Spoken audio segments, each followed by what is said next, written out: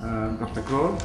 Welcome to IAIS, and we are indeed fortunate to have you, and we welcome you to make your presentation.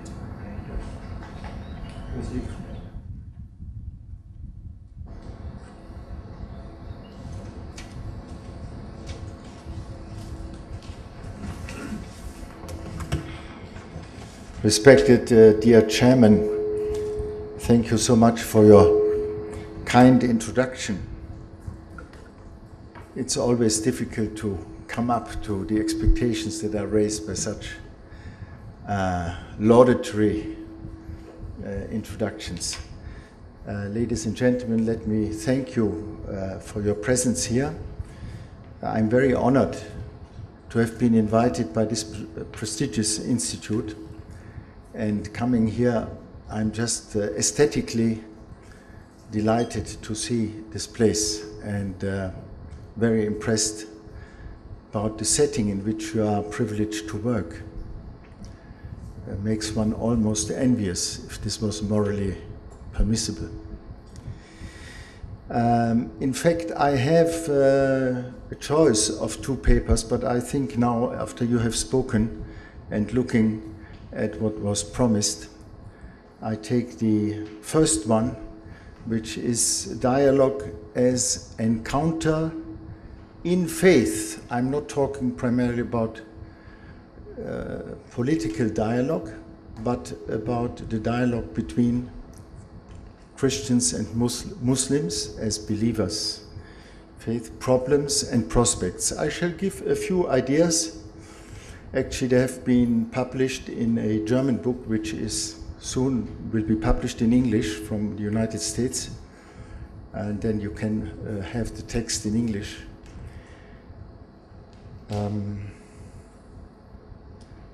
I do not know yet the title of the book in English. The title in German is To Distinguish in Order to Clarify.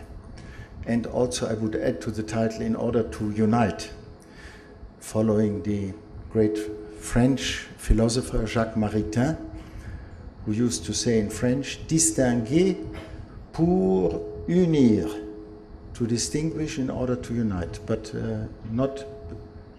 don't try to unite without distinguishing.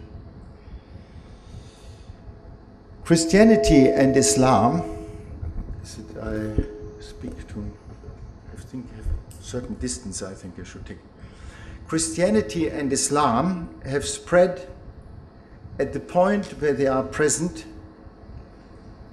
networked and active throughout practically the whole world. In the most varied range of combinations, Muslims and Christians live today in nearly every country as neighbors and fellow citizens, with shared responsibility for the common good, maslaha globally understood, and not just communally. Both faith communities understand themselves as bearers of a universal mission, which has been bestowed upon them by God and is part of their core identity. They regard every person as a potential member of their respective communities, with nobody in principle excluded. There is therefore a fundamental invitation to each and every person to become a member of the Muslim community, and likewise an invitation to become a member of the Christian community. In this sense, Christianity and Islam are, even Quranically speaking, in competition with one another. At the beginning of the 20th century, many Western scholars of Islam believed that the Islamic world and Islam itself were not able to cope with modernity, but rather would collapse in the face of its challenges. A century later, it seems as if almost the exact opposite is true.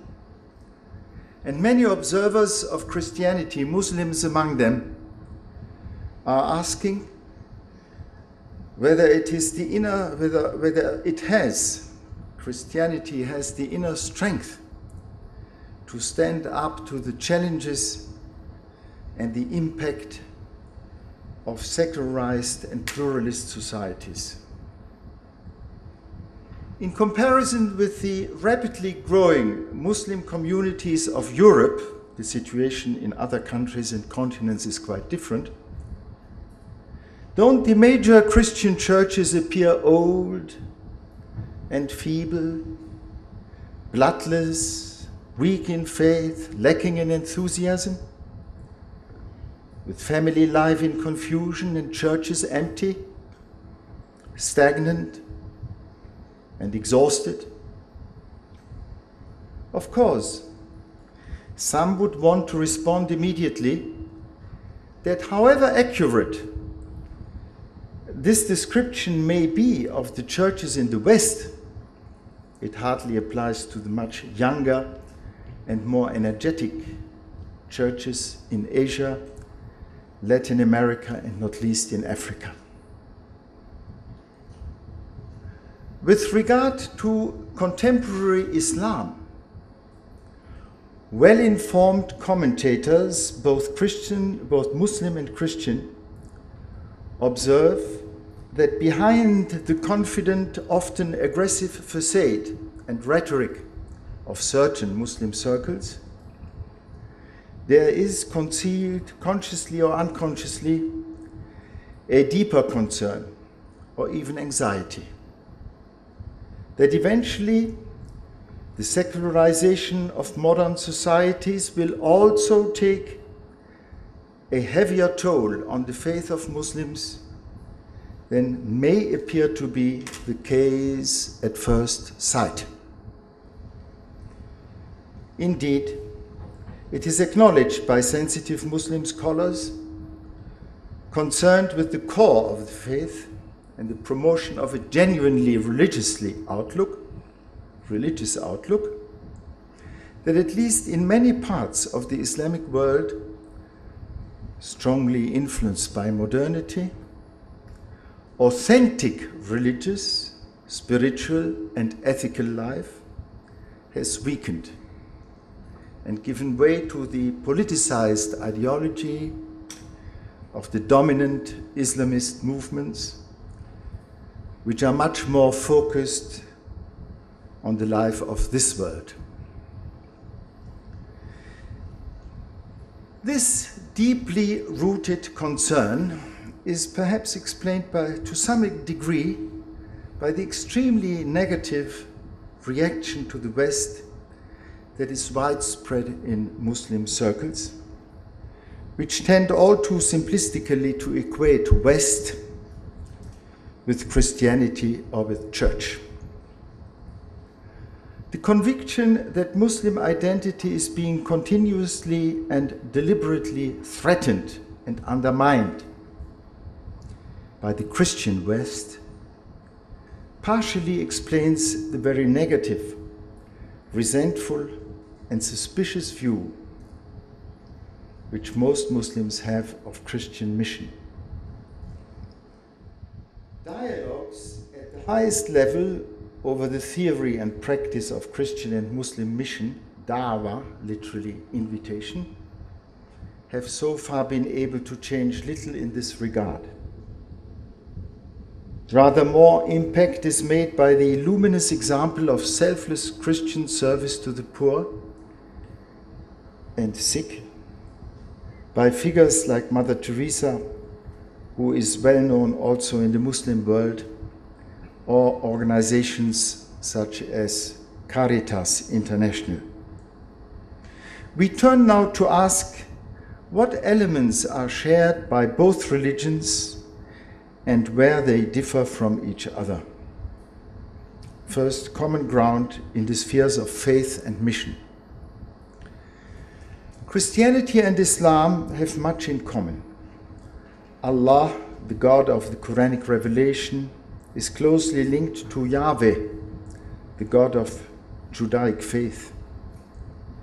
The Quran contains narratives concerning characters known to Christians from the Bible, such as Adam, Noah, Abraham, Jacob, Moses, David, Mary, and Jesus. The God worshipped by Muslims is the creator of heaven and earth, the God who has made his will known through the prophets. He is a God who bestows the reward of paradise upon those who believe his message and obey his will and his law. But he will also punish in hell the kafirun, those who are ungrateful and persist in their unbelief. Both faiths have at their very core a commitment to universal mission. To be a Christian means to share in the mission of Christ, who is sent by the Father, through active membership of God's pilgrim people, the Church. And the Church as a whole is sent to make Christ and his message known. And his identity, its identity, the Church's identity, can only be truly established in fulfilling this commission. The Christian Church, both as a whole and as its individual members, lives in, by, and for mission. Mission consists of very diverse elements, ultimately incorporating all of life where it is lived out in a Christian spirit. Especially important expressions of mission include prayer, worship, and the celebration of the sacraments, serving the poor, the sick, oppressed and exploited, contact, exchange, dialogue, and cooperation with adherents of other religions or worldviews, proclaiming the good news and inviting men and women to become members of the people of God and to participate as effectively as possible in the all-embracing witness of the Church to the truth, which is ultimately witness to the reality of the triune God revealed in the crucified and risen Lord Jesus Christ in the power of the Holy Spirit. The situation is analogous with the Muslim community, the Ummah. Throughout its various schools, groups, and sects, the Ummah understands itself to be called to live in practical obedience to the will of God, both collectively and individually. The great majority of Muslims understand the will of God to be laid down in revealed scripture and in the legal rulings derived from it. These rulings in their entirety, both as they exist currently and as they might potentially be further developed, are known as the Sharia.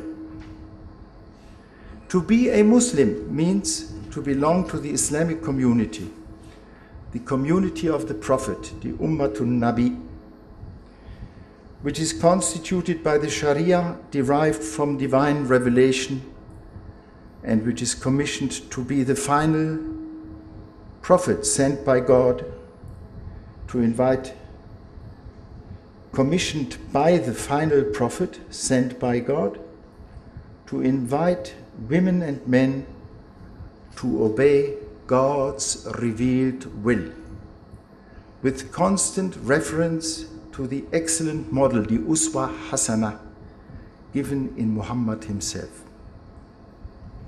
In other words, as a member of the Islamic community, a Muslim is commissioned to invite others to Islam, that is, to obedient submission to the will of the one God, as this has been formulated in the Sharia, and so to be a follower of the final, utterly uncorrupted and therefore supreme religion, Islam. True religion in God's eyes is Islam. Surah 3:19-20. So it is to Islam that Muslims are to invite others. Call people to the way of your Lord with wisdom and beautiful teaching. Argue with them in the most courteous way. Famous 1625 and other references. The Indian religious scholar Muhammad Manzoor Noamani, 1905 to 1997, whom I had the privilege to meet in Lucknow, a wonderful personality, he describes the missionary task of Muslims today as follows, I quote, "The mission of the apostles in this behalf is comprised of two parts," I quote Noamani, "to receive knowledge of that way of life, and that guidance from God by means of the revealed word, and then to preach it to fellow men, to instruct them in it, and to persuade them to put it into action in their daily life." The first part of the mission, he continues, ended with the termination of the luminous line of the apostles. The law and guidance brought by the prophet have permanently ruled out the necessity of another messenger from above.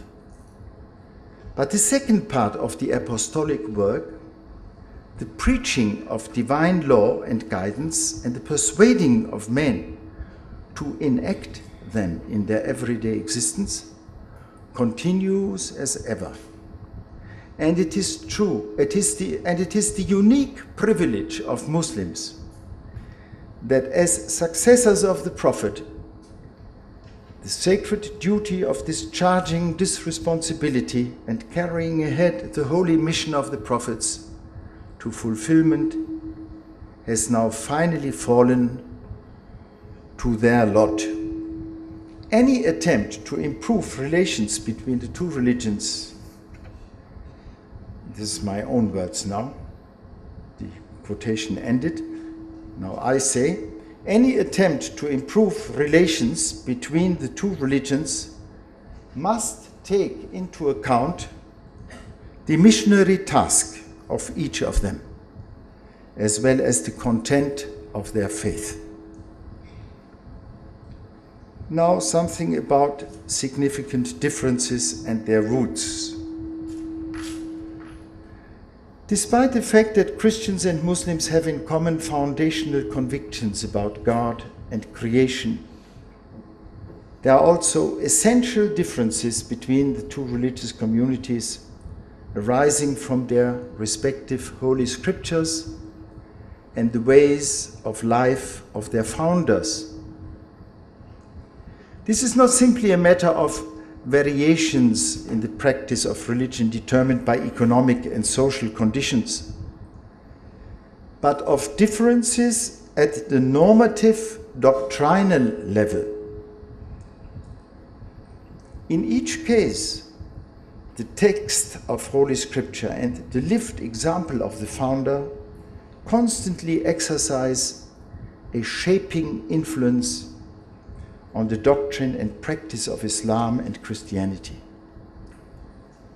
To the extent that we are conscious of the difference between the two religions in doctrine and practice, and so also with regard to their respective historical formation, we can also appreciate why their missionary encounter is such a delicate matter. Indeed, a veritable minefield. We do well to take these differences seriously, precisely in order to ensure that enduring progress can be made in the quality of Christian-Muslim relations. Because of that, there is no doubt that God has called us to live together gainfully, peacefully, respectfully of our differences in solidarity. The contrasting perspectives of Muslims and Christians on Muhammad are in themselves a source of conflict.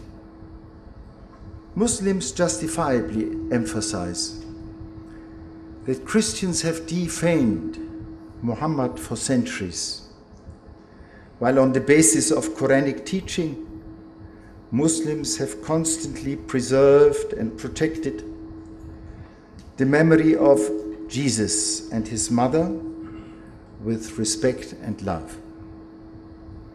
In fact, it was not until roughly the start of the 20th century that Christian scholars of Islam began to try in earnest to present the Prophet of Islam more objectively and often also more attractively and more sympathetically, and to do justice to his religious significance.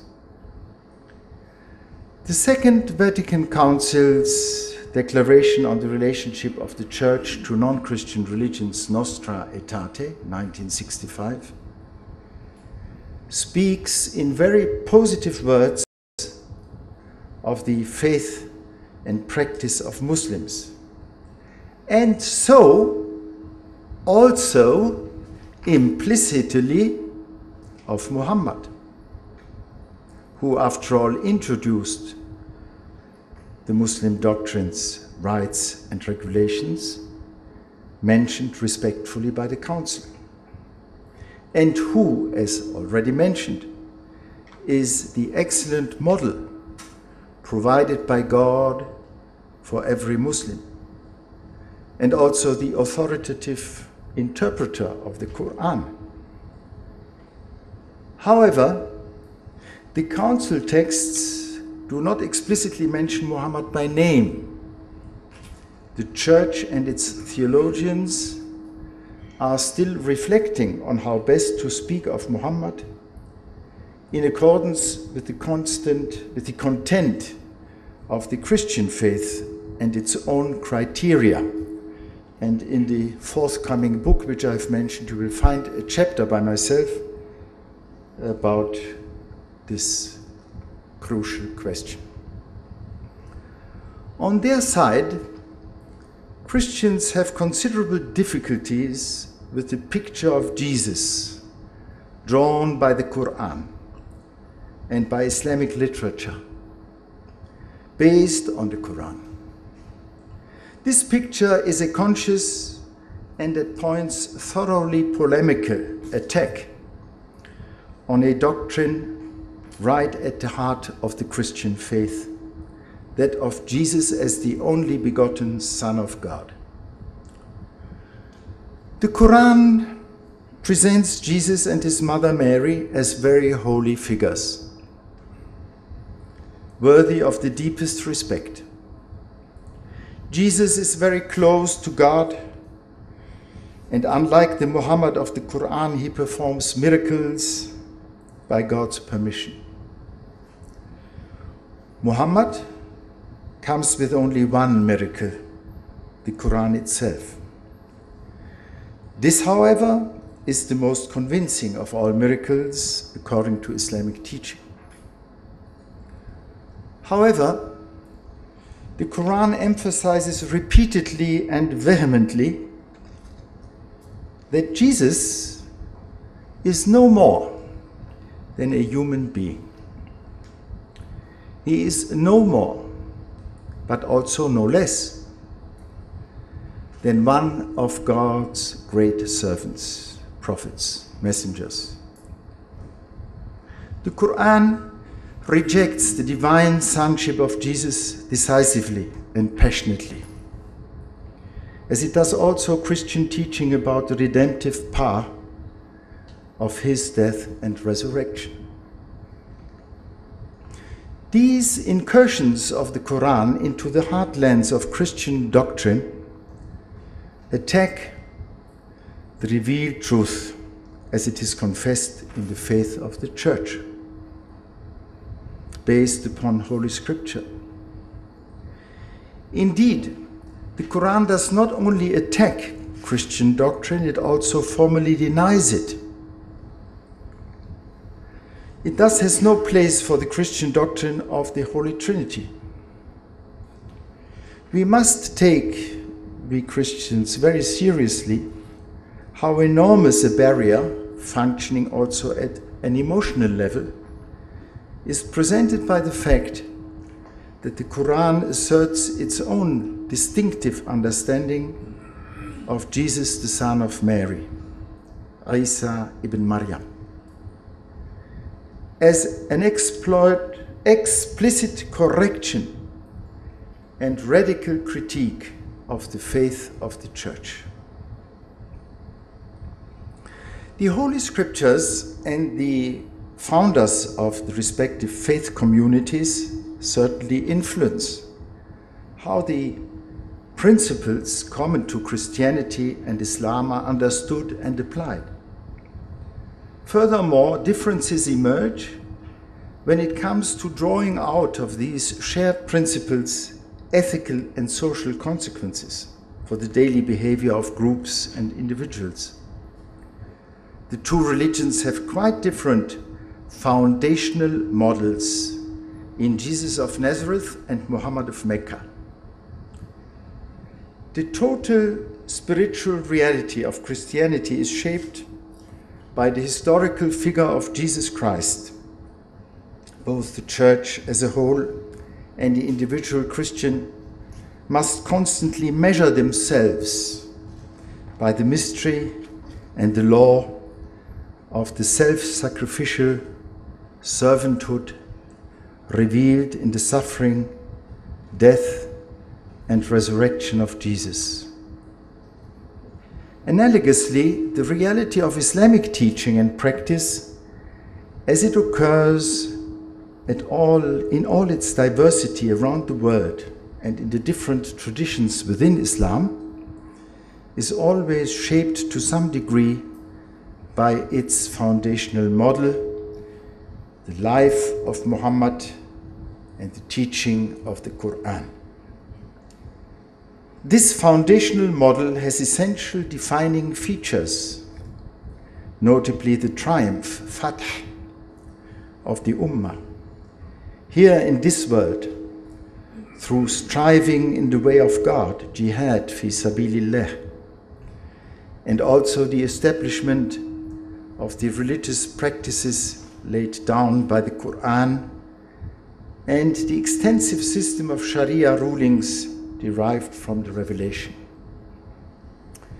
In Islamic perspective, this triumph of the Ummah is on the one hand seen as a God-given sign of the truth of Islam. But on the other hand, it is also considered as the outcome of Muhammad's tireless striving, through which the message of submission and dedication to God, righteousness and brotherhood came to be implemented in practical political structures. In each case, the foundational model sets its stamp on the basic elements of the respective religions. despite all historical variations and the range of interpretations in practice and theory. In Islam, the exalted and transcendent God of creation and prophetic guidance. In Christianity, the triune God of free self-giving in creation, redemption, and reconciliation. In Islam, the law as the normative system, potentially regulating every area of life. In Christianity, the normative example of the radical love shown in the self-sacrifice of Jesus, the non-violent self-sacrifice consisting in the basic commandment to serve one's neighbor unconditionally, and as the law of Christ, claiming to represent the radical fulfillment of the old law. In Islamic perspective, the human person as the servant and vicegerent of God, called to responsibility and obedience to the will of God, as this is finally and definitely revealed in the Quran. In Christian perspective, the adoption of the human person as a child of God, renewed in the image of Christ through the power of the Holy Spirit.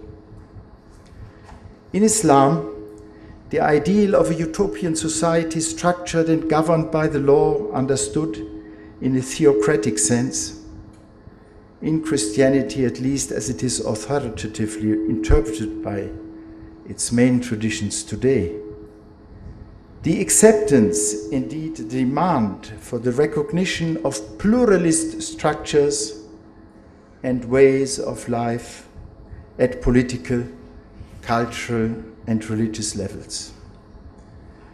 Those, and I think we all belong probably to them, who seek sincerely to promote dialogue and cooperation between Christians and Muslims face the demanding test of the constantly repeated experience of such deeply rooted differences in the principles and attitudes of the two faiths. Now a few words about the burden of history. The tensions between Christians and Muslims are, of course, not only ideological and theological. Their character has also, and perhaps to a greater degree, been determined by historical, social, economic factors. When he began to preach his prophetic message, Muhammad expected that Jews and Christians would accept his claims about both his message and himself. Had not the same essential truths already been proclaimed to them by Moses and Christ, Jesus?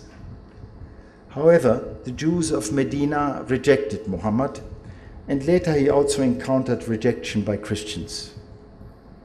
There are in fact two sides to the Quranic attitudes to Christians. On the one hand, the Quran explains, I quote, "You are sure to find that the closest in affection towards the believers are those who say we are Christians, for there are among them priests and monks, and they are not arrogant." On the other hand, the Quran challenges the Muslims as follows: "Fight those of the people of the book who do not believe in God and the last day, who do not forbid what God and his messenger have forbidden, and who do not follow the religion of truth until they pay the tribute readily and have been humbled." It's one way of translating, one could say. And wahum saghirun. The latter text has repeatedly been used to justify the subordinate position of Jews and Christians and the poll tax which was specifically laid upon them as people of the book in Islamic societies. After Muhammad's death, the Arab Islamic Empire expanded very rapidly. Within only 100 years, it had absorbed the most significant parts of the Christian world of that era, with prominent centers such as Jerusalem, Alexandria, Antioch, Damascus, Carthage, Sicily, and most of the Iberian Peninsula, all coming under Muslim rule. According to the view that apparently remains dominant in the West, but also among the Hindus, South Asia, for example, Islam spread by fire and sword, with wars of aggression and forced conversions. Muslims, however, are convinced that Christians embraced Islam all too willingly. They emphasize that in religious matters, Islam neither applies nor tolerates coercion. In this context, the verse 256 is repeatedly cited. There's no compulsion in religion. And the argument tends to run, since Islam has in its manner forbidden compulsion in religion, in religious matters, there has been no such compulsion in the history of Islam. It is an undisputed historical fact that, with a few exceptions, Christians were indeed generally not compelled to convert to Islam. Islamic law and practice guaranteed to Christians and Jews a recognized status as protected but second-class communities, living within a number of specific limitations under Islamic rule.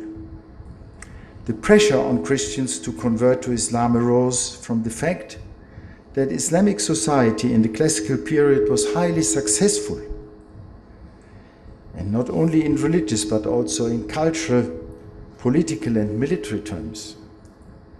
It was only possible for Jews and Christians to have a permanent share in this success and its attractions, its glory, as truly equal citizens, if they became full members of the Ummah Muslimah through conversion.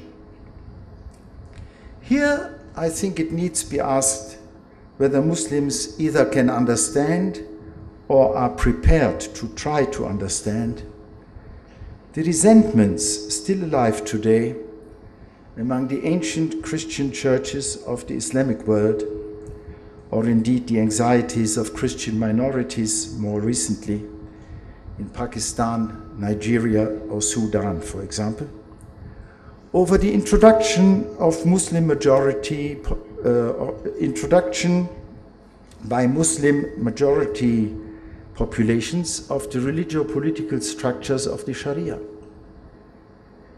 People cannot easily accept having to live permanently as second-class citizens in a country they consider their own, even if their position is also protected. In making these points, however, we should also recognize that when considered in its own historical context, the institution of dhimma compares favorably with the lack of any such legally defined and widely applied status for the minorities living within medieval Christendom. And we should also acknowledge how the Reconquista was carried out, which lives on in the collective memory of Muslim societies, just as do the Arab conquests of the early Islamic history and the later Turkish conquests in the memory of the peoples of the Middle East and Europe. We know that the spread of Islam did not always take place within regions which had been conquered or administered by Islamic rulers.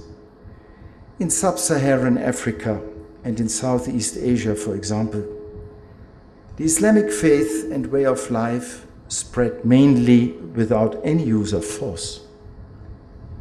Through the lived and spoken witness of pious traders and craftsmen, scholars and other devout Muslims, many people, whole tribes and nations, were led to acknowledge the one God and to put into practice the values and legal rulings based on the Quran and the teaching of Muhammad. The practice of Islamic solidarity was particularly influential in bringing about these conversions. Further significant reasons for the spread of Islam included conversions brought about by intermarriage and the attractive offer of freedom for prisoners of war and slaves on their conversion to Islam. Then came the era of European colonial expansion. Between 1800 and 1950, there were only a few regions of the Islamic world which were neither occupied nor controlled by one or other of the Christian, in quotation marks, powers.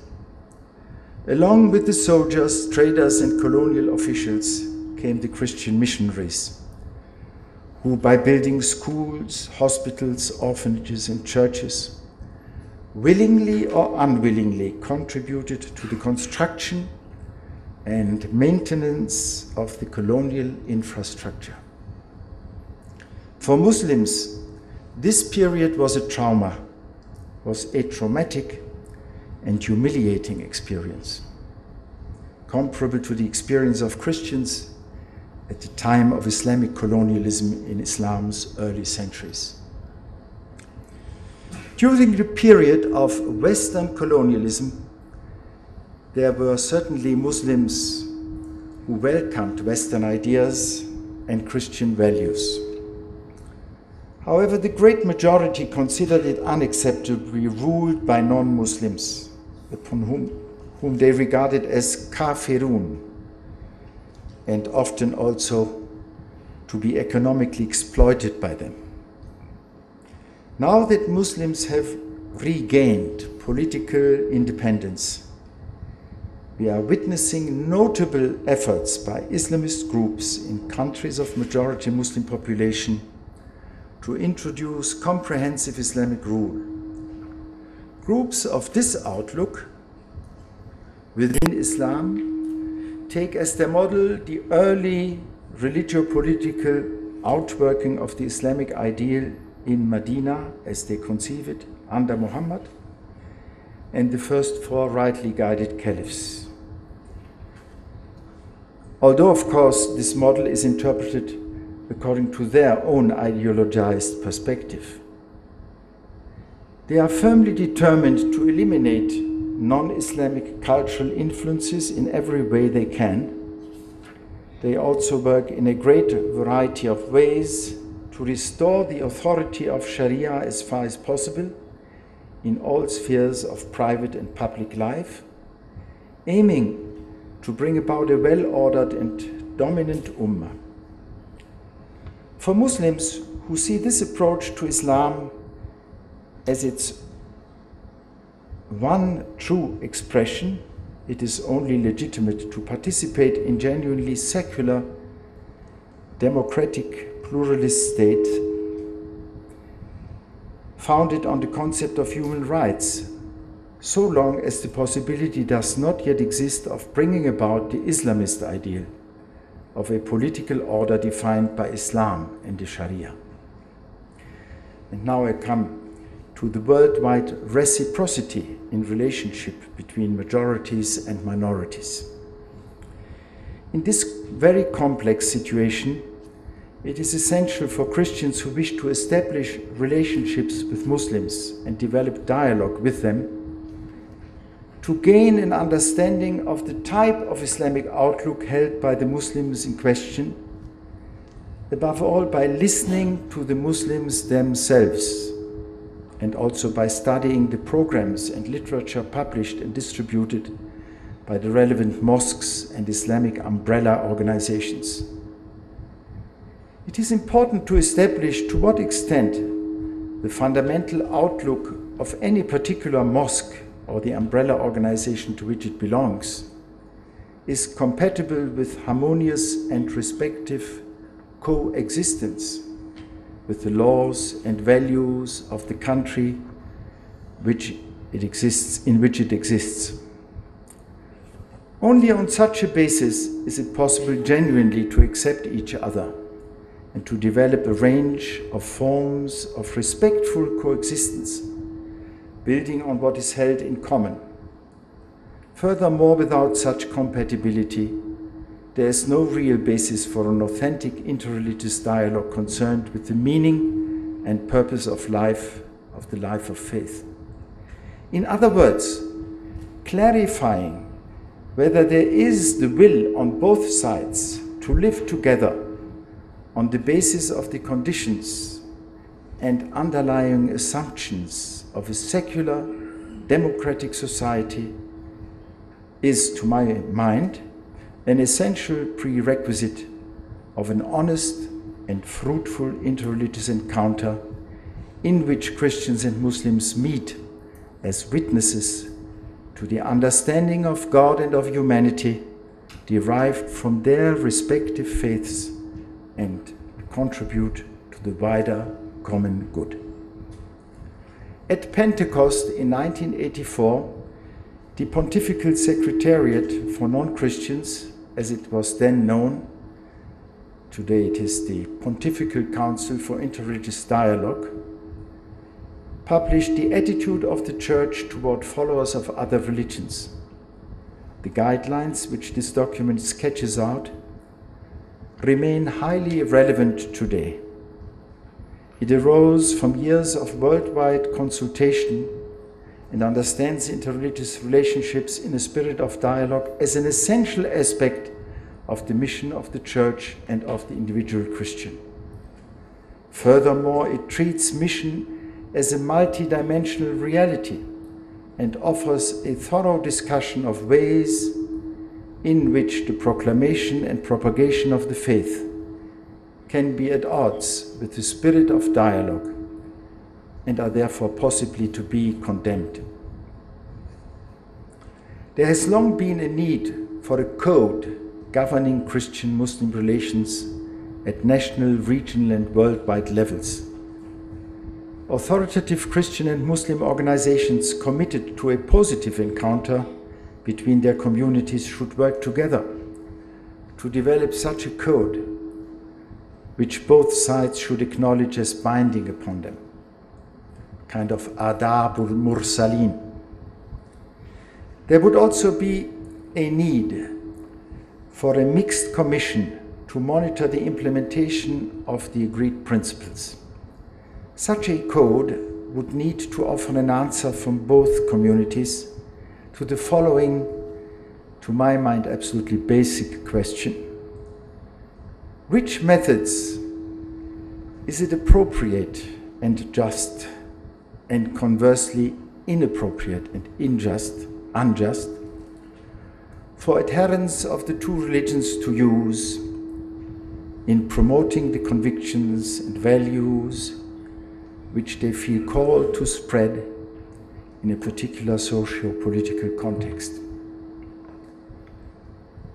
Wherever and whenever they choose to live among Muslims, it is essential for Christians, through personal and communal encounter, ongoing relationships and also academic cooperation, to get to know and to value all that is positive in the faith and practice of Islam, both in its historic and its contemporary forms. This requires the effort to understand Muslims and Islam as they actually are, but also as they would ideally like to be.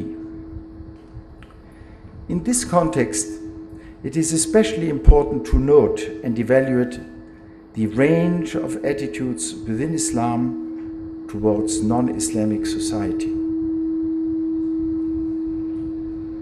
Through encounter with Muslims and their understandings of Islam, there constantly arise new questions addressed to one's own faith. This in turn creates the responsibility to proclaim the good news with respect, but equally without embarrassment. As the first letter of St. Peter puts it, Christians are to bear witness by presenting reasons for the hope that is within them, at the very least whenever they are asked to do so. But on the other hand, what do Islam and believing Muslims have to say to those who are spiritually open towards them? The most impressive aspect of Islam as it is lived out is certainly the deep consciousness of the majesty and presence of God, which is constantly renewed through the faithful performance of the ritual prayers by countless men and women.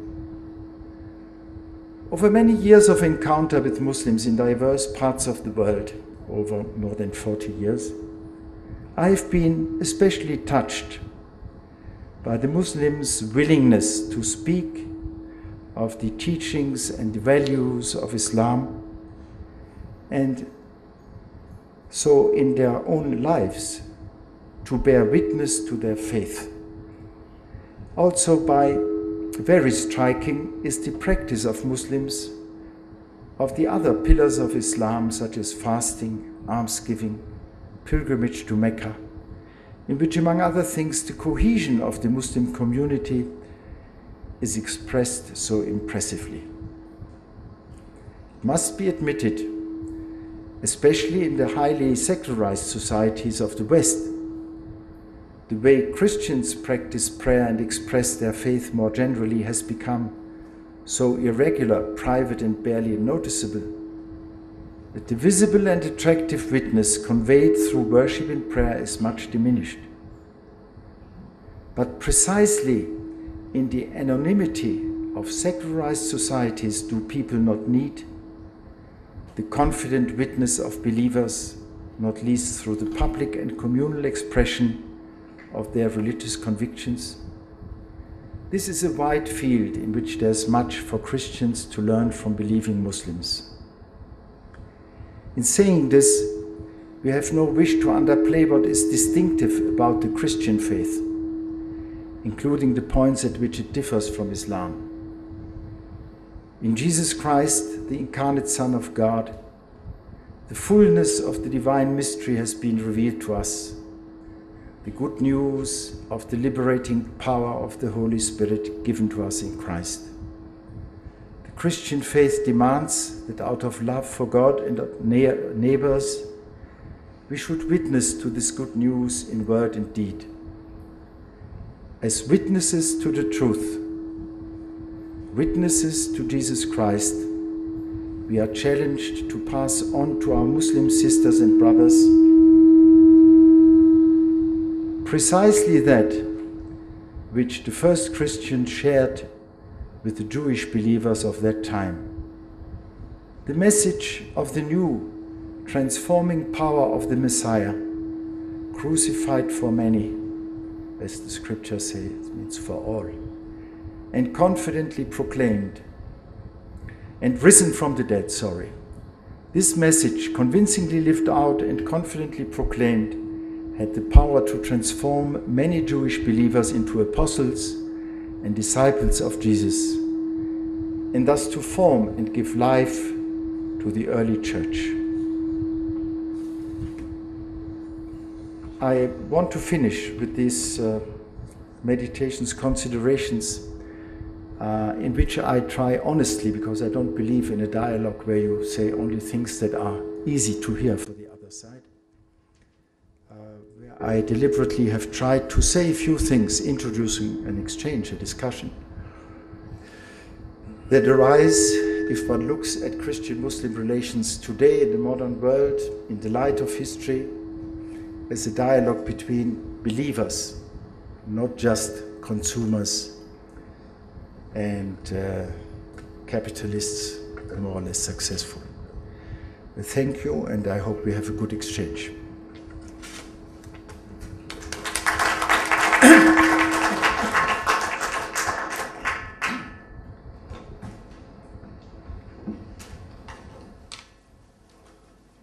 Thank you very much, Dr. Kroll, for your interesting presentation.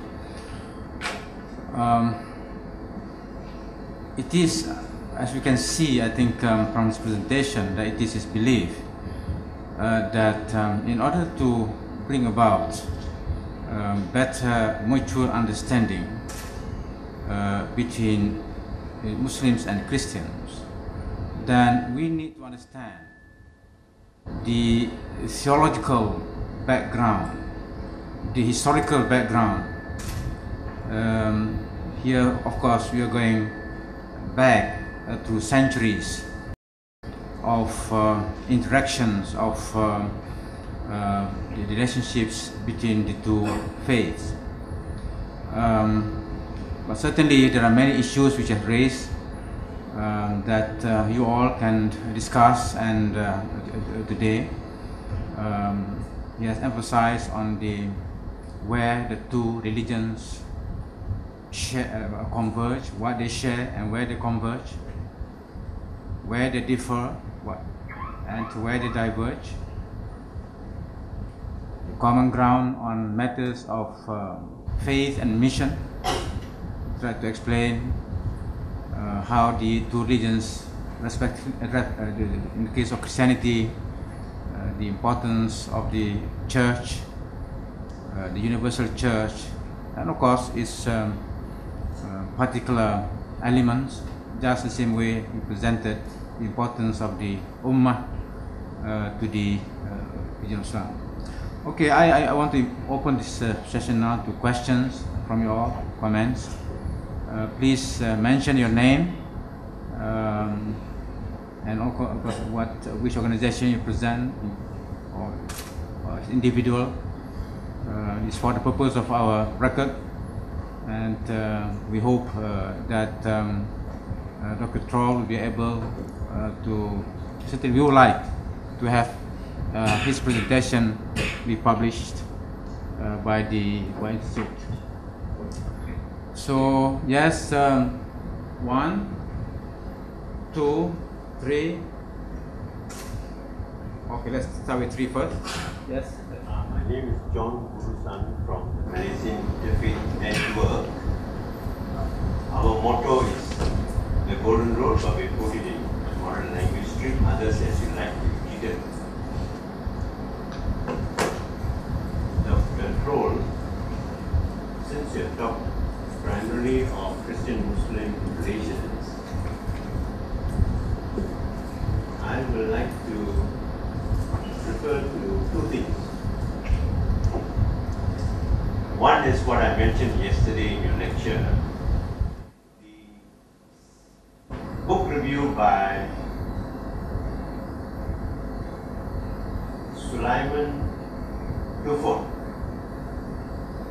on the discovery in Baghdad Museum of a cuneiform writing, the will of Ibrahim, that is Abraham, giving Jerusalem, the Dome of the Rock, the Al-Aqsa, all to his 2 sons, namely Ishmael and Isaac.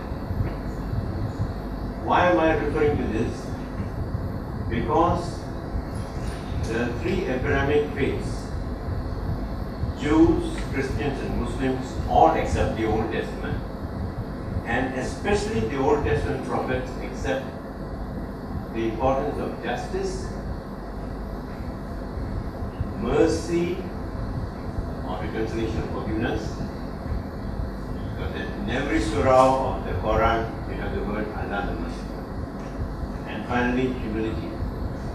So the words in Micah the prophet 6:8 says, what does Allah require of us? To act justly, to love mercy, and to walk humbly before God.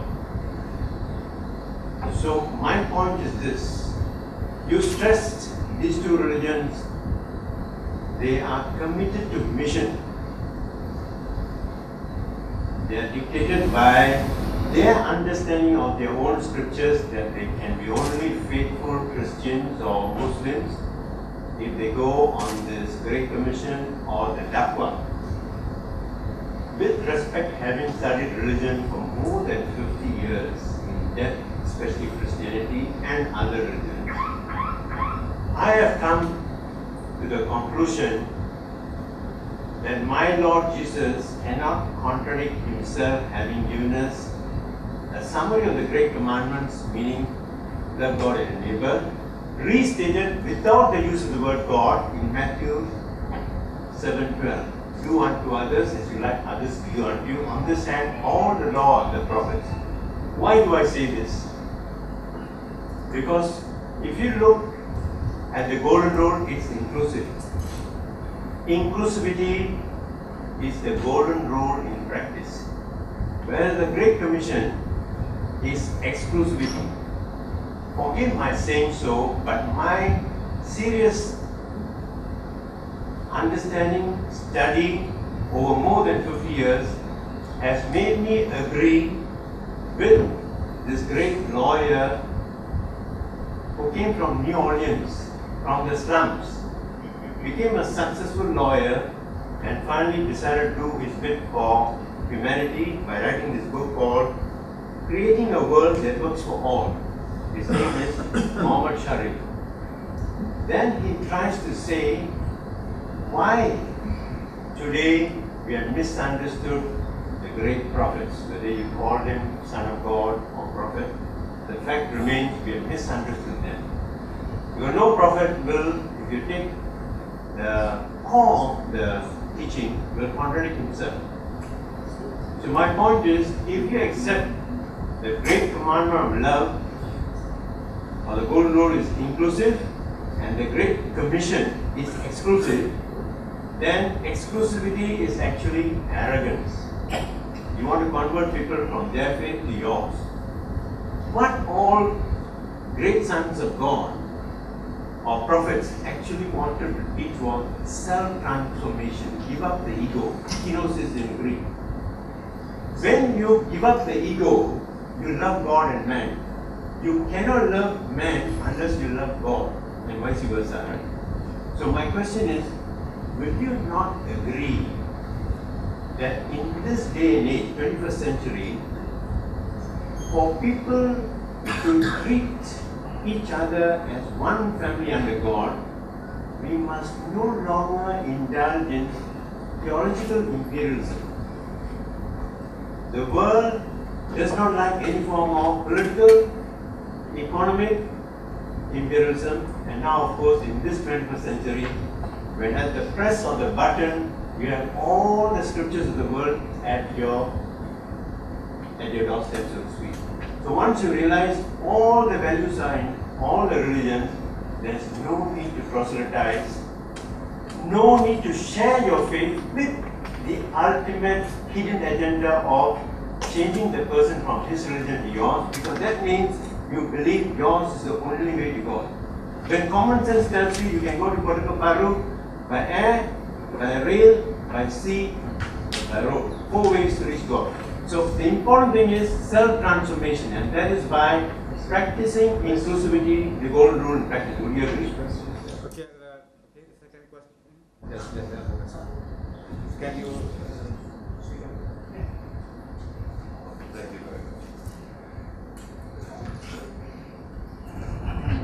Assalamu alaikum. I am Dr. Omar Zaid, Research Fellow at ISTAC. I would like to ask your opinion on a recent event. In May 2008 in Jerusalem, sponsored by the CFR, the United Nations and the Vatican, there was a important convocation also endorsed by Arabic leaders,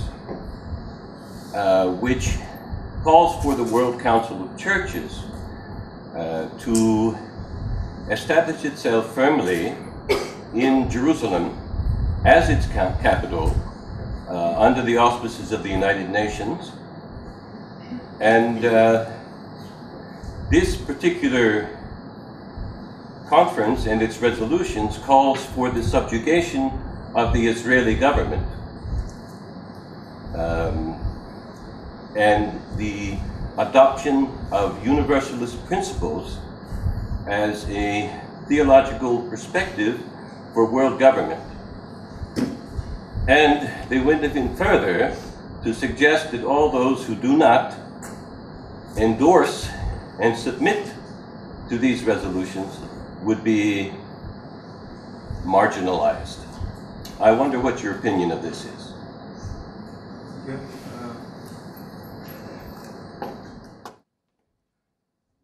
My name is Cemil Akdoğan and I'm from ISTEC, IIUM.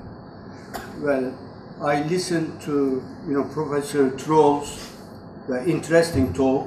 It was an honest and realistic evaluation of the situation existing between two religions today in a historical sense. And he startled me also by talking about the existing differences. Whenever the issue of dialogue between different religious groups, well, not differences, but the similarities are being emphasized. And at the end of his talk, again, he honestly suggested that if I didn't misunderstand him, he doesn't expect much out of dialogue. He's pessimist because the core values of two religions, Islam and Christianity, actually they are irreconcilable. And he clearly made that point, and the similarities are about other issues which is beyond the core values. And of course there are similarities, I agree fully with him, but dialogue is a must, I believe, in today's world between different individuals belonging to different religions. And people are generally skeptical about the value of dialogue. I mean, what will it achieve? That is, two persons believing in different systems of beliefs, they talk to each other, they may understand, what the positions of other individual or religion is, but at the end, what will be achieved? I mean, the only resulting thing would be probably, tolerance. And from here, I want to pass on to another issue. So my first question is this, that is, Professor made his stand clear, on the issue of dialogue. He's a pessimist, and I respect, his position, but can he elaborate on that a bit further? So what is the use of dialogue? Okay, and the second point is this, and well, as you mentioned, probably, people belonging to different religions shouldn't try to convert, others to his own religion. And if that is the case, then, secularism is very, very important, because if there is a political system in a secular sense, then each group or each individual belonging to different systems of beliefs, well, they will be free. I mean, they will not be under any repression, and they will practice what they believe. But at the same time, secularism per se is a threat to each religion, including, well, Christianity, although, as we all know, it originated from the Western civilization, and particularly from Christianity. That is, within Christianity, secularism took root, and I can explain it further, but that's not the issue. So secularism is part of Christianity, is part of Western civilization, and as the speaker made it clear, secularism became even a threat to Muslims. I mean, because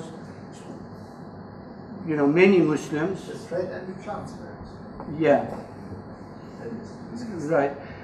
Well, anyway, so I mean, in order to make people, practice their religions in the way they believe, then secularism is the only way to resolve, I mean, the conflicts or repressions or whatever existing between different religious groups. Okay, thank you very much. Thank you. So before I entertain the next round of questions, I would request Dr. Trott to respond to the three questions. I try to be a little shorter than those who put questions, because I think others also would like to put their questions. And I begin by the last speaker. Thank you so much. Your first question was, what is the use of dialogue if we have these deep differences? Well, of course, in the short talk, it should have become clear in the talk, but other chapters in my book you will see will discuss this. We are put together, let us speak as believers, by God to live together in this world.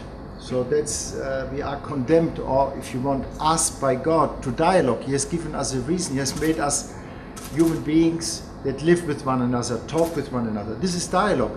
I certainly, if God has allowed Islam and Christianity, besides so many other cultures and religions, to come up, it cannot mean that He has wanted that these two people, groups of people, should be silent each to one another and not have conversation.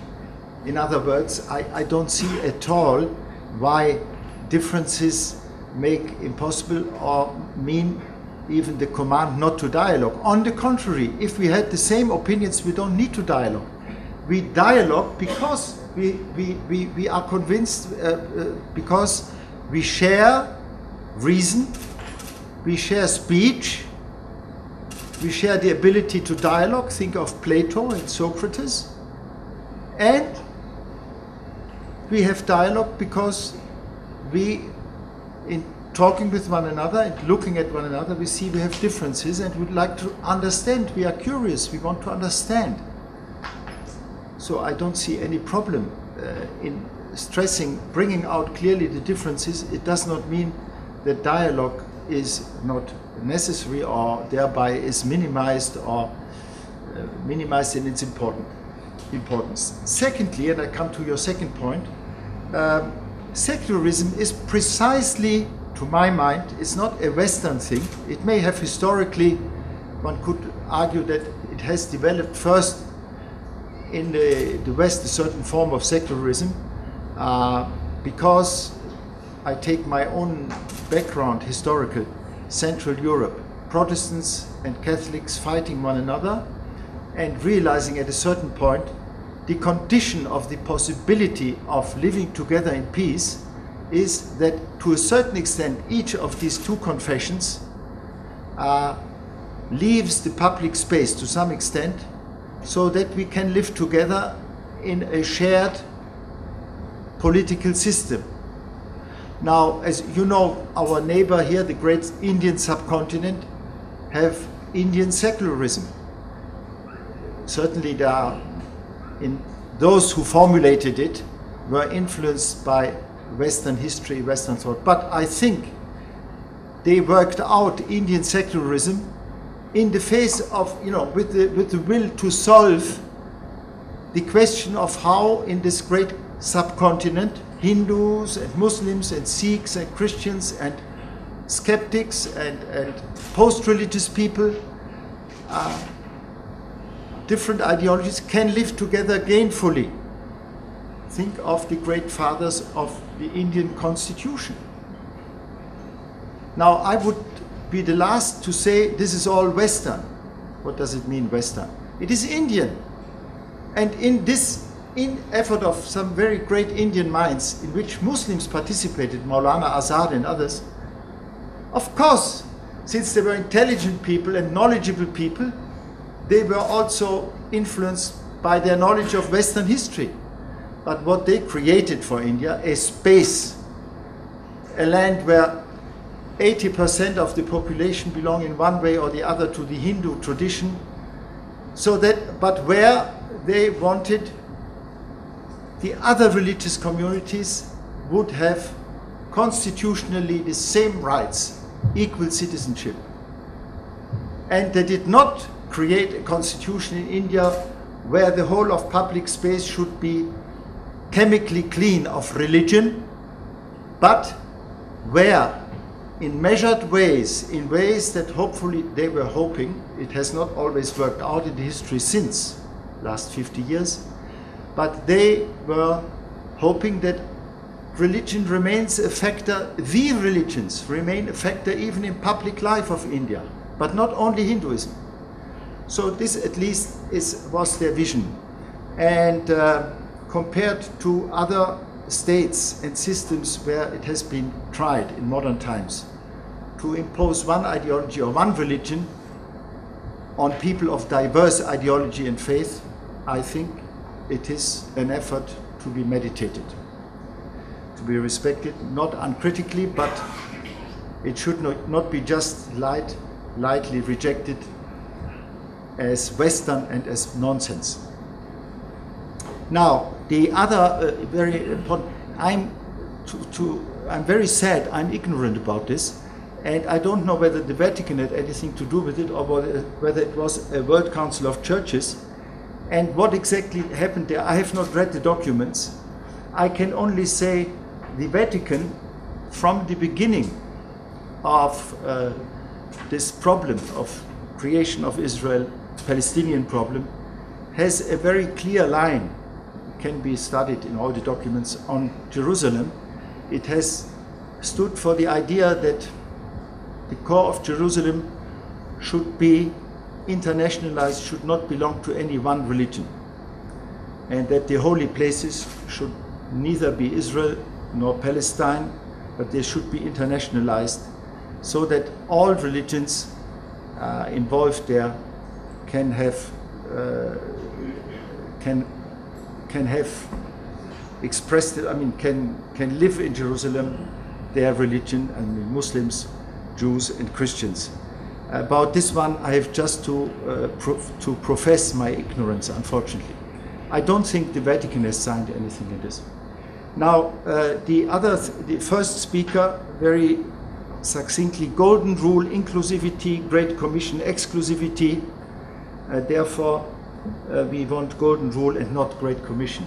It's a bit simple.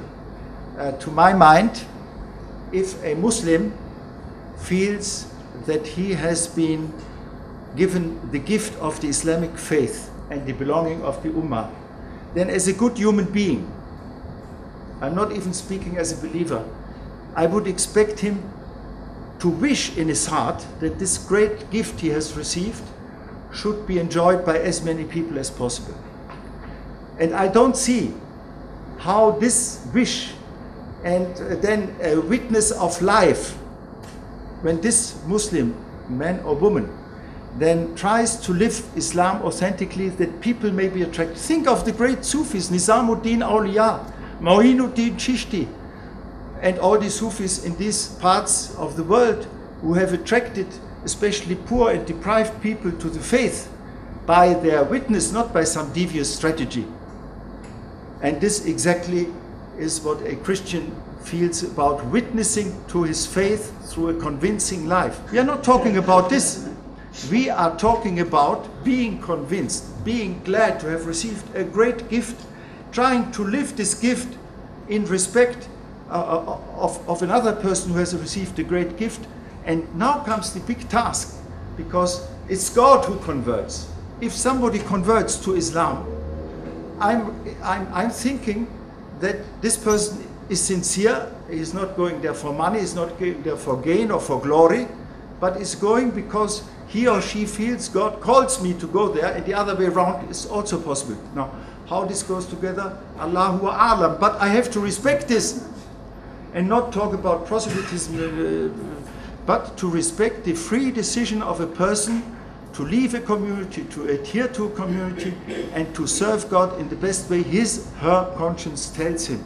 I don't see any problem. The problem is that our societies are not free enough that allow people to do that. Yes, John, I think very interesting response. Because people do not have the same philosophy or mission. I think it is possible to have a mission that still affirms what you stand for.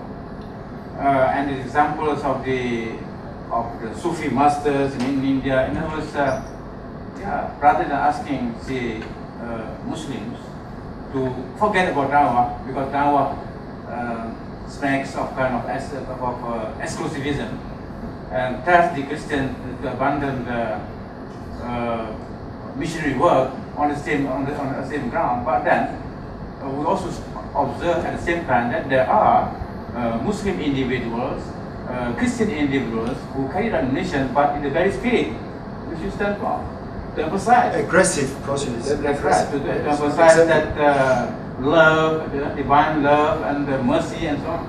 Can I just give a short comment? See the problems of persecution, religious persecution in several parts of the right now in Orissa, in India. Persecution, that's something else.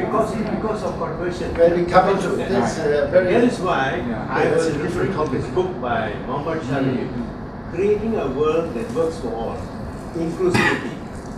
By your life an example of love and caring, like Mother Teresa, you attract people. That's the example of Sufis. Okay, just take it there. Okay, next round. Yes, 1, 2, one more.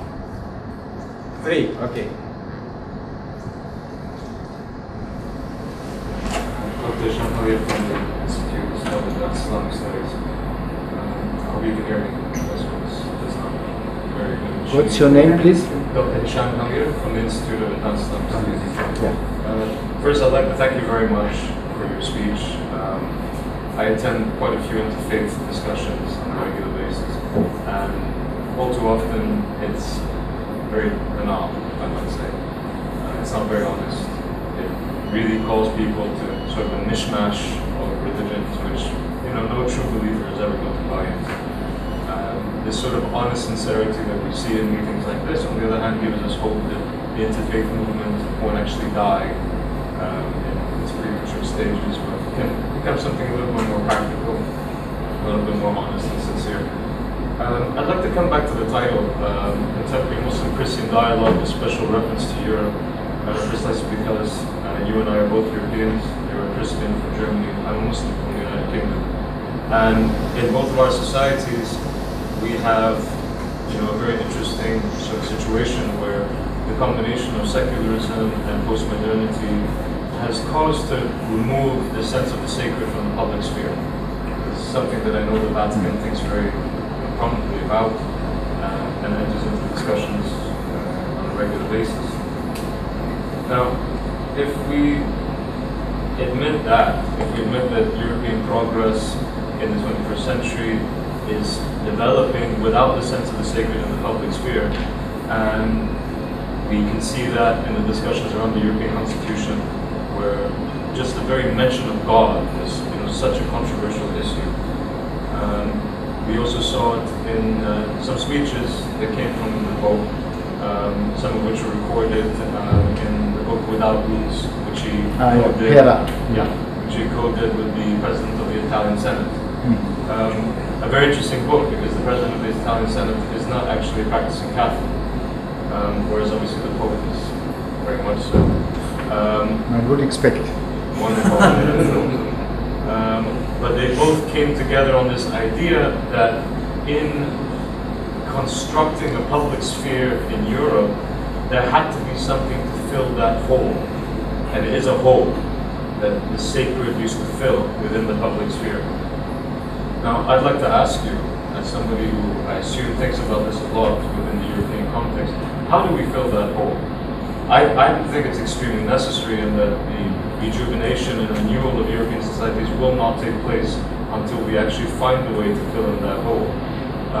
But I get very concerned about how that is developing in the European conversation at the moment, because as a Muslim, not as a Christian, I happen to have a lot to contribute in that discussion around what the sacred should actually occupy in the public space, which I come at from the perspective as a European, but as a Muslim, not as a Christian. And I would not want there to be some sort of mishmash of sacred values where we say, oh, we're all the same, and all of this is all right, and there's no differences. But I would like to be able to think it would be possible for there to be a sacred sense in the public sphere that admitted the contributions of the Catholic Church. And I think it's impossible that you talk about Europe without talking about the Catholic Church. And this is something that I have severe disagreements with some of my more left-wing colleagues in political philosophy in Europe. But I also think it's extremely unfair and potentially very damaging to the future of our continent if we don't admit also the Muslim and the Islamic contribution to that discussion. Very true. So I would like, I try to be short, but then it's sharper in my mind if I could answer immediately, but I try to be short. First of all, I would like to, I share your analysis. And the recent dialogue in Rome, the Muslim delegation, there were many Muslims, some of them converts, some others, Timothy Winter, you know, Sheikh Rad and so on, but many others, then of course Said Nasser and so on, people who have this concern. And it was underlying the discussions in Rome. Also I share your concern about the European community, and there's a very strong anti-religious trend. I think Freemasonry plays its big part in this also, but they want to keep the word God out of the European Constitution and things like this. And therefore, now also fortunately Muslims, Mustafa Charic, who was the head of the delegation in the Roman meeting, I'm mentioning here the meeting which was the Catholic Muslim Forum, where we tried to answer the Muslim initiative. The letter of the 138 is now signed by more than 280 Muslims, so it's quite weighty as far as signatures are concerned. And I think this is the main concern, and this is what brings us together, without going back into a situation of a pre-secular age, you know, where one religion, the Catholic state or the Muslim state, we have to find, and this is one deep meaning of our dialogue, is to find ways in which this common concern before God, you know, in which we can, Christians and Muslims, not excluding others, reclaim in a sense public space for the sacred. And this is a very big concern. I think dialogue between Christians and Muslims, at least in Europe, has much to do with this. And we will have to find ways, as you rightly say, to my mind rightly, not a mishmash, but Muslims as Muslims, Catholics, other Christians, other Jewish communities as faith communities should have, our public life should be organized in such a way that they have also a place in public. Now, one element of this is something I was involved in over the last month more intensely, is the Commission for the Bishops. Now, we have come out with a document on 25th of September where the Catholic bishops defend the right of the Muslims against even Catholic critics, that Muslims have the right to build up to where the number of Muslims demanded and justify it, big Friday mosques in central places of the cities of Europe, which will change the silhouette even of our landscape and cityscape. But we defend this, although Catholics do not have in all Muslim majority countries these rights. I don't say more about this. Saudi Arabia, Yemen and so on. 1 million Catholics in Saudi Arabia, no right to celebrate even the Mass in the house. But we say Catholic bishops of Germany want, out of these deeper considerations and out of their understanding of human rights and religious liberty, that Muslims have the full right, there where they need it, to build purpose-built, visible mosques, Friday mosque. And this also takes is a sign.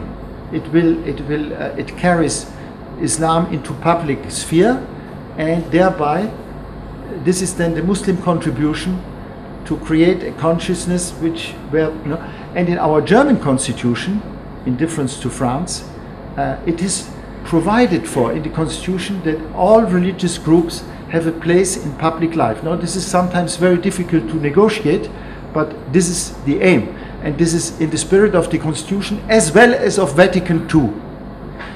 if you want to understand Catholic community worldwide, you have to understand, to read the central documents of the Second Vatican Council, because all that happens now in the Catholic Church is conditioned, is shaped by the spirit of these documents. It is the Council of Globalization for the Catholic Church.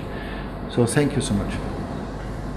For those who are not aware, Dr. Troll is referring to what is now known as the Commonwealth Initiative, a Muslim initiative. The phrase Commonwealth taken from the Quran, which refers to the appeal by the Quran to people of the book, particularly Christians, to what is common between Muslims and the Christians. And this initiative has already had two important conferences. One was at Yale, United States, and recently the Vatican. And even more important than Yale, but or equally important, Cambridge, with the Anglican Church. They also happen to be present here. Okay. Cambridge. Yes. Many thanks, Professor Troll, for your enlightening comments. My question centers on the burden of history that you rightly underline, and the role of the foundational myths, you call it models, in defining essential features of religious identity among these two great faiths,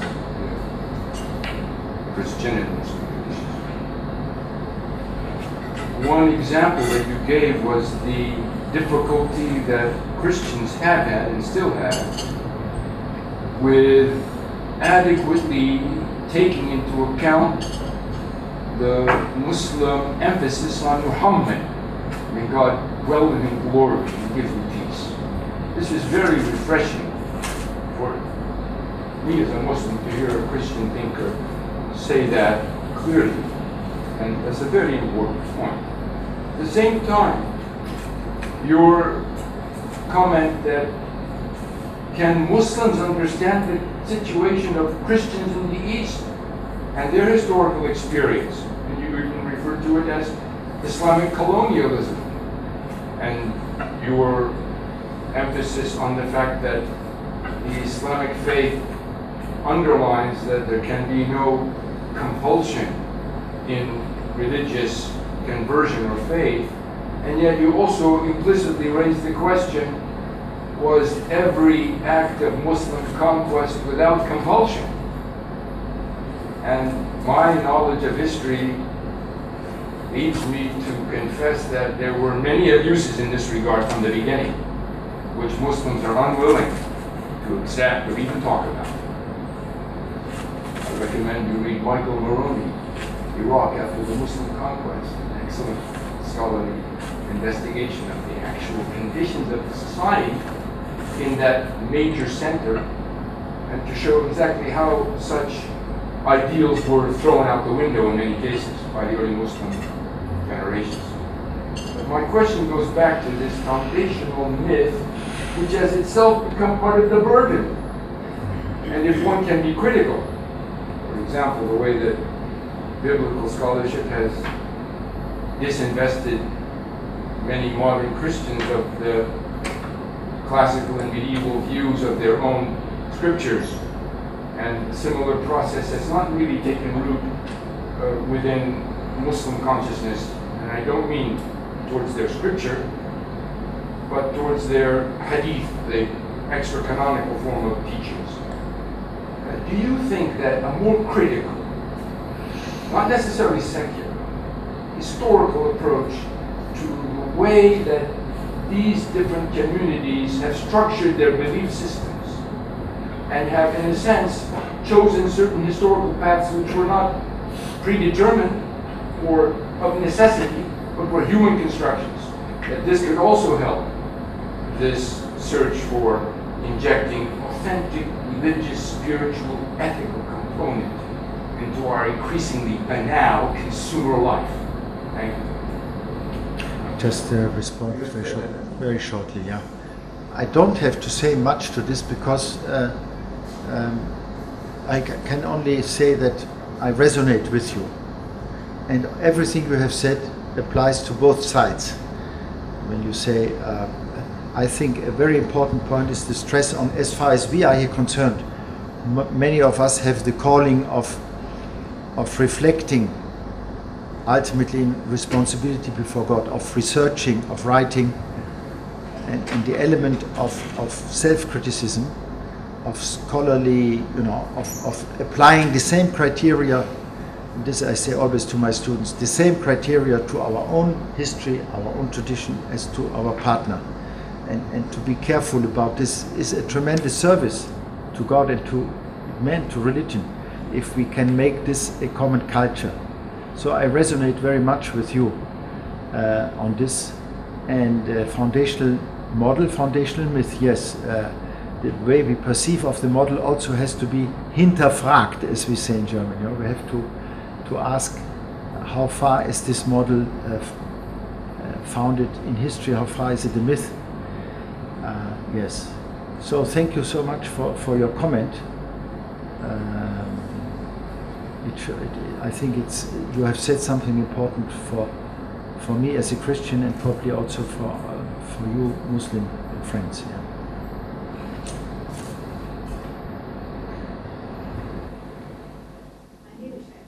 From the Asian Interfaith Network. I really admired, the way that you present your paper, giving an overview of the differences and also the commonalities between the two great religions. And so, acknowledging that the Prophet, the last Prophet, I have, in my view, I think we have to accept the differences. First of all, you need to accept the differences. You don't accept or acknowledge the differences, you will not have a dialogue. I was in Adelaide some years ago, and one participant talking on Islam, and one participant said to me, "Do you believe that Jesus is the Son of God?" I don't say that what you say was wrong. I said, we believe that Jesus is a prophet. So you don't argue back and say, because that is his belief and this is my belief. And I think that's very important that we need to accept it. And the Quran, where God says, if I want to make you one faith, I would have done so. And then another verse said, make you different nations and tribes so that you can know one another. I think the criteria is this element of these attributes of God: compassion, justice, and peace, and equality. I think these are so important. And if we could develop a program that encompasses the compassion, peace, and justice in the curriculum or in the whatever program that we do, in that way, I think we will be able to establish the Muslim and Christian dialogue. Otherwise, without doing that, we will fail. Thank you so much. When you are talking, my mind flashed back to 2 weeks ago in Rome. We were all in this great Sala Clementina of the Apostolic Palace. There were about 30 Muslims and 30 Christians, some other people, and there was Mustafa Cheric, there was Said Hussein Nasser, there was the Pope. Said Hussein Nasser gave a speech of 5 minutes, Mustafa Cheric 5 minutes, and the Pope 10 minutes. And if you read, I have got the text here, you can find it easily on internet, the common declaration of the Muslim Christian Conference. It's a very, to my mind, I've seen many conferences over the past decades, but this is a very good document because it is very concrete. It's not just verbiage. It's very names things. And then you read the speech of the Pope. It's amazing how the final statement of the Muslim Christians together, we worked out together in our conference, and the speech of the Pope, how much overlapping. And one thing which both the Pope mentioned and our common declaration is the need between Christians and Muslims. The Pope said he would like that we reflect on common values. We are different in the doctrines, in some of the doctrines, but he asked, could we not discuss the 10 commandments of the Bible, and then the corresponding text commandments. You know that at least in 2 important long passages in the Quran you have addressed themselves to the same 10 commandments. So could we not reflect on this? And among these values you have mentioned some of the basic principles, and I think I'm grateful to those who have taken the initiative to write the letter of the 138. Why? Because it is a clear Muslim initiative. It is, whether one agrees with the way, but it's a very serious document. I mean, very well written document, I want to say. And the thesis is very, I mean, it's a very good means to enter into a dialogue. If Muslims say, basically for us, the double love commandment is as central, although we use different categories, perhaps different words for, as central as for you who come from Deuteronomy and from the Gospel according to Matthew. And then we can, in this spirit and with this consciousness that we are asked to love God and neighbor, think about values. Could we not stand, witness, I hope convincingly, together on some basic values as they are enshrined? I mean, I'm thinking, for instance, of the whole question, and I'm grateful for Muslims being around me, when I think of the question of defending in this modern world the value of life, the beginning of life and the end of life. You know the discussions about in many European countries now that you should be legally allowed to shorten your life and so on. So I think we enter here into something which for the Muslim believer and the Christian believer is absolutely central. What does it mean, the gift of human life, and what must we do to preserve it, to value it? Bioethical questions become very, very important. If you think of modern medical research, medical ethics. So we have, this is only one example, environment, so many things. We must get away from just talking about it. We must find practical ways, perhaps even on a small scale, where Christians and Muslims are engaged in trying to do something in this area convincingly and visibly, palpably for everyone. Well, you know, I think we don't listen, that's the problem. There's verses in the Quran which calls it to listen and to respect. We don't. Thank you. Last question. Yes, very quick question actually. Two comments and a very quick question. Can you, the first comment, I'm Shan and I run a ICON, Institute of Occidental Studies in Montreal. I'm very heartened as a non-Muslim and a non-Christian to hear Muslim and Christian colleagues admit that the history of conversion hasn't been exactly salubrious. And the other point I wanted to make was a comment on secularism.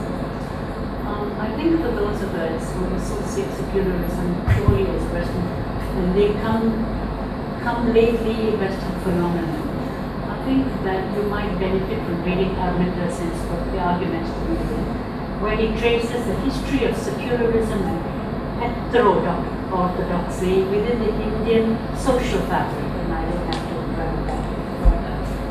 The last thing I want to say is that I want to ask a question, and I'm a bit intrigued by this because not being non-Muslim and not Christian doesn't mean that you don't know or read in these areas. I always wondered whether there was anything associated with the, I would call it opposition for want of a better word, maybe contestation between Muslims and Christians about lineage, about the whole notion of, I allow to use the word, pedigree of the religion, as it were. Christianity vis-a-vis Islam in relation to the tradition and the line of Ishmael. I wonder, because I think part of the dissension has to do with some feelings of superiority associated with coming from a purist Abrahamic tradition vis-a-vis Ishmael line. I wonder if you'd like to elaborate. Thank you. Yes, thank you.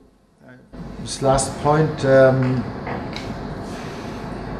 if you take the relationship to Abraham in this way, then of course the Jewish position would be a purist, we are descendants of Abraham. The Christian understanding of Abraham is different, very different from this Jewish one. Namely, for us, we do not say we are descendants of Abraham because we belong to. No, Abraham for the Christians is a model of faith, but the Christian community, as you know, like Islam later, has spread to all peoples. And this idea of being linked to Abraham in any lineage, in this way, the lineage is one of faith and of emulating a certain, the basic attitude of a great monotheist believer. And Abraham is important in this. And then if you go into the writings of the New Testament, let me say that I wish for our dialogue will be ever more enriched the more Christianologists we have, the more scholars we have. And I'm not taking the stand of Said and his suspicion of such people, be it Islamologists or Christianologists, but I say no, on the contrary, I want Muslims to be much more curious without feeling incoercitively to betray their faith by reading the Holy Scripture, the Bible, besides the Holy Quran, by going into the history of Christian thought and doctrine, by studying the texts of Vatican Council and so on. Then, only then, if we have Muslims who have a lifelong engagement with another religion, it may be Buddhism also, it may be Taoism, it may be other things, we are talking only about a fragment, then can we have Christian-Muslim dialogue in a new way, when we have Christianologists and Islamologists who come together on this level. And then you would, if you have would read the letters of St. Paul, and you would see what Abraham means to St. Paul, and this shapes the image of Abraham for a Christian today. Abraham is the father of the promise that in the end the Messiah will come, God will come close to his people, etc., etc. And then you will take serious the Quranic view of Abraham, which again has its own. We have some very beautiful books, Kushel and others have written about Abraham, and it's okay to stress the family of the Abrahamic religions and so on, but it can easily become exclusivistic in the wrong sense, because Abraham is a model for all human beings, and certainly this lineage thinking is, to my mind, it's not really Christian nor even Muslim, because if you say Muslims as Ismailites, well, what is the link between Muslims in Southeast Asia, in South Asia, in South Africa, with Abraham as a Semite ancestor? It's little too. So thank you so much for that. Although I said the last question, I look like I have to. I hope this is the really last question. You just heard the Hindu the Muslim. It's not an interview, sorry. I'm not a scholar of Hinduism. I'm a practicing Hindu, but I'm not a scholar of Hinduism. Maybe that's the difference. I like my perspective on the Sikh view. Because we heard somebody make pessimistic about dialogue. But I turn your microphone on. Unfortunately, until wrong, it's not working, but I'm sure most of you can hear me. The first international dialogue started between religions was the Guru Nanak. Some 500 years ago, when the great conflict between the Muslim political and military rulers vis-a-vis with the Indian community, mainly Hindu, was taking place, with the greatest atrocities in India, mostly in northern India. The southern India hasn't seen much of the conflict. Sorry? So you don't know what has happened in the north. So, history teaches us. yeah, and so Guru Nanak really spent at about that time to bring the two great powers of Hinduism and Islam, which was in conflict. One was the ruler, the other was subjugated. So not only Guru Nanak went to these two great worlds, Buddhism, which was thrown away by Hinduism, Guru Nanak also had dialogue with them. So he had dialogue internally with the great leaders and the people to convince them of their scriptures, the goodness, the common values. And then he went to Mecca and Medina, where the Christian world and the Muslim world were in conflict. He also had dialogue there. So if today the world recently we have said we are criminalizing war. Recently we had the dialogue. From 500 years to now, I'm sure dialogue has not done bad. It is bringing more and more understanding between us so that we can have a common belief in the good values, the golden rule. While my friend Karim Karu has mentioned about the atrocities of Islam in India, ask the Sikhs how they have suffered. But they have also suffered under the Christian world when they were proselytizing as a military power. Now the great are getting worried because there are two great powers. Islam is coming up. So is Hinduism. Are we going to have this conflict all over again? I would like to comment. Already yesterday night you put a question where I said it's beyond my It's coming up. power to, I feel unworthy and unable to give an adequate answer. But certainly one point I think it's very, very interesting and important, the history of Sikhism, also to see it as a fruit of dialogue, first between the Bhakti movement and then the Sufi movement in India, and how a religion emerged, a very Indian religion, but now it has a worldwide presence, where in a remarkable way you have implied in it, implicit in it, a criticism of Brahmanism, of certain aspects of Brahmanism and of certain aspects of a kind of legalistic kind of Islam, and the effort to create a religion close to the common people that brings together the essence of religiosity of both communities. I mean, it's really very fascinating, and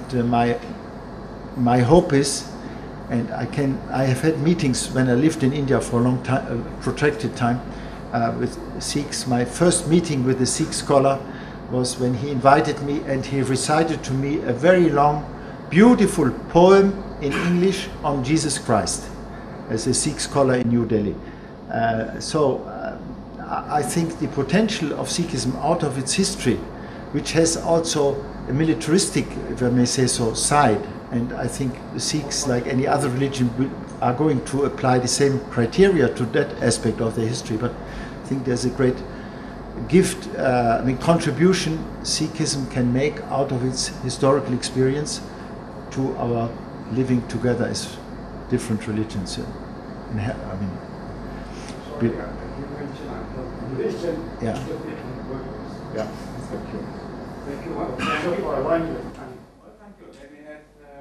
Let us hear words of wisdom from the followers of Sikhism on how to respond to each other, and then we can have dialogue on that.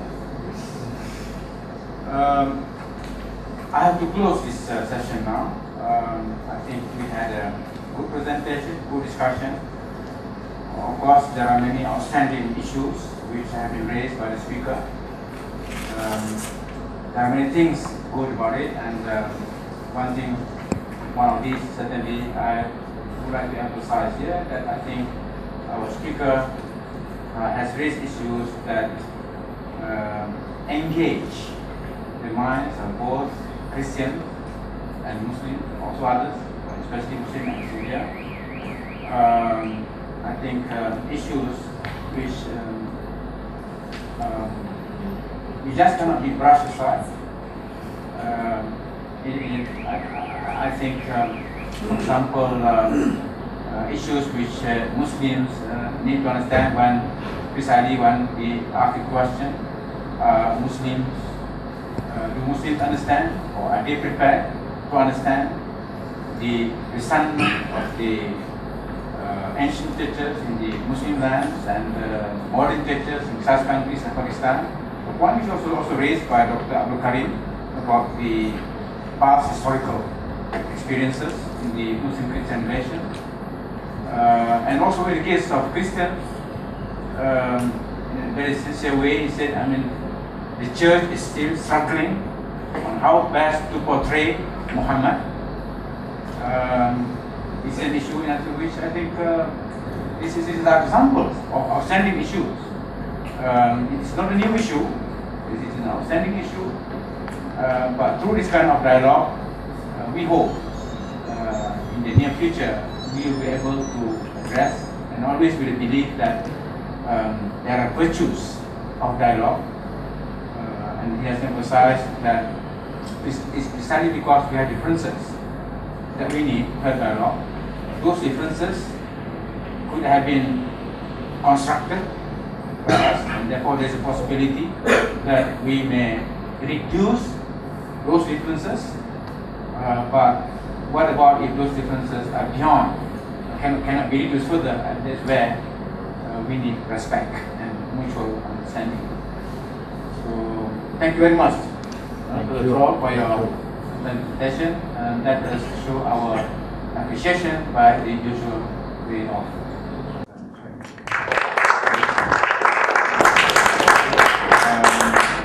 We hope you will have the opportunity to come again. Inshallah, or if I say inshallah, it's dangerous because some people think this is deferring it, I really wish I can come. Why not say this? The inshallah different inshallah. Yeah. The true inshallah. The true inshallah. Okay. Which shall come, which will then turn into a mashallah. Thank you very much, and thank you for your attendance, and I also have something to give to first of all our publication of the institute. Thank you so much. Yeah. And our modest. This was not necessary.